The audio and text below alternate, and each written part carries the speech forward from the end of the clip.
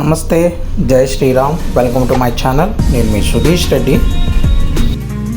ఇక ఈ సండే గురించి మాట్లాడుకోవాలంటే ఒక బ్లాక్ బస్టర్ సాటర్డే తర్వాత నేను థంబ్నెయిల్లో పెట్టినట్టే ఒక యావరేజ్ సండే వచ్చింది. టేక్ ఆఫ్ బాగుంది. ఫస్ట్లో మళ్ళీ ఆ విషయాల గురించి మాట్లాడుకుందాం అనుకున్నారు. ఈక్వాలిటీ గురించి స్టడీ రేస్ చేసింది, అలాగే ఆ బనానా వీడియో చూపించి కాస్త ఫన్ చేశారు. ఆ ఈక్వాలిటీ గురించి అందరికీ ఏమంటారు క్లారిటీ ఇచ్చారు.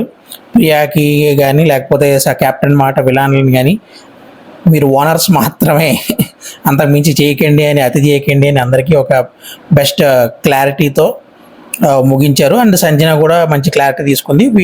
ఆవిడ మాట వీళ్ళందరూ వినాలి అనే విషయం. Well and good. ఆ తర్వాత మిరాయి టీం వచ్చింది అండ్ మధ్యలో ఈ బనానా గురించి అడిగి ఆ వీడియో చూపించి కాస్త ఫన్ జనరేట్ చేశారు. బాగానే అనిపించింది ఇదంతా కూడా. Not so extra. నిన్న ఎపిసోడ్తో పోల్చుకుంటే ఈరోజు ఎపిసోడ్ గురించి అంత ఏం లేదు అని చెప్పాలి. ఇంకా ఫైనల్గా నెక్స్ట్ తేజ సజ్జా గారు ఆ మిరాయి మూవీ ఆల్రెడీ సక్సెస్ఫుల్గా రన్ అవుతుంది కదా. నేను రివ్యూ కూడా పెట్టాను మన ఛానల్లో, ఎవరైనా మిస్ అయితే కనుక చూడండి ఆ రివ్యూ కూడా. సో అది మిరాయి మూవీ టీం వచ్చింది, ఒక గేమ్ ఆడించారు. తేజ సజ్జా గారు ఎమాన్యుయల్ ఫ్యాన్ అని కొంచెం ఫన్ చేసి బాగుంది. ఆ ఎపిసోడ్ అంతా కూడా కొంచెం కామెడీగా, నీట్గా, సరదాగానే సాగింది.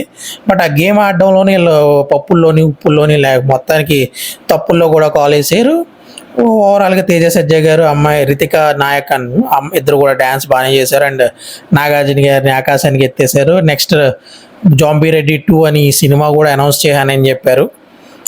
ఫైనల్గా అయితే ఓకే, ఈ ఫన్ వేలో అటు ఇటు అలా సాగిపోయింది. దాని తర్వాత మొన్న టాస్క్ పెట్టారు కదా, ఆ టాస్క్లో ఎవరు గెలిచారు ఏంటి అని చెప్తే ఫైనల్గా ఆ టాస్క్ అంతా కలిపి భార్ని గారిని కొత్త ఓనర్ చేశారు.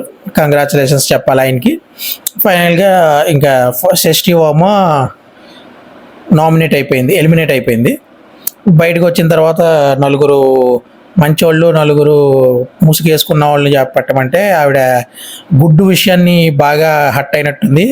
దాని గురించి తనూజని, భరణి గారిని అండ్ ఇంకొక ఎవరిని పెట్టారు గుర్తు రావట్లేదు కానీ ఓకే, ఈ ఆ గుడ్డు విషయానికి తీసుకుని రీతు వర్మని పెట్టారు. వీళ్ళని మాస్క్ వేసుకున్నారని పెట్టారు. అండ్ ఎవరైనా మర్యాద మనిషి, ఆయన వీడికి హ్యాపీ ఇవ్వలేదు కానీ ఆయన జెన్యూన్ అని చెప్పి పెట్టింది. Very good. ఆ తర్వాత మన ఈయన హరిత హరీష్ గారు కూడా చాలా జెన్యూన్ అని పెట్టింది. చాలా చాలా గొప్ప విషయం. అండ్ ఇది అందుకే నిబ్బా శ్రేష్ఠి వర్మ అని పెట్టి థంబ్నెయిల్లో పెట్టాల్సి వచ్చింది. అంటే ఆవిడ ఏం చూసిందో, ఆవిడకి ఏం అర్థమైందో, ఆవిడ పరిజ్ఞానాన్ని, ఆవిడ జ్ఞానాన్ని బట్టి ఆవిడ అంతవరకు ఆలోచించగలిగింది కాబట్టి అక్కడి వరకు పెట్టింది. తప్పులేదు. సో ఇలాంటి జ్ఞానంతోనే మిగతా వాళ్ళ దగ్గర కూడా డెసిషన్లు తీసుకొని ఉంటుంది. అది మనం కూడా ఆలోచించుకోవాలి. హెన్స్ ఇది ప్రూవ్డ్ కాబట్టి. సో ఇది బయట విషయాల్లో నేను ఇంకా చేయాలనుకోవట్లేదు కానీ బట్ ఇక్కడ ప్రూవ్ అయింది కాబట్టి అక్కడ కూడా ఇలా మిడిమిడి జ్ఞానంతోనే చేస్తుండే పనులు ఉంటుంటాయేమో నేనైతే అనుకుంటున్నా. ఓకే, మొత్తానికి రేపు ఏం జరుగుతుందో చూద్దాం. Thank you very much.